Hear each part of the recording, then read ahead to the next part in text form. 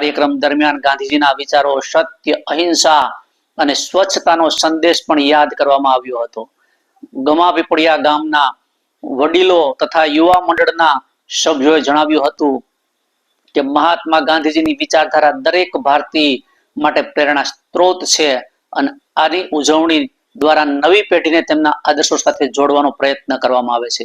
ગમાપીપળિયા ગામે નવરાત્રીના આ ભક્તિ ભાવ, દુર્ગાષ્ટમીના યજ્ઞ સાથે દશેરાના વિજયોત્સવ સાથે આ આધ્યાત્મિક ઉત્સવને દેશ પ્રેમ સંસ્કૃતિનો અનોખો સરગમ સર્જાયો હતો.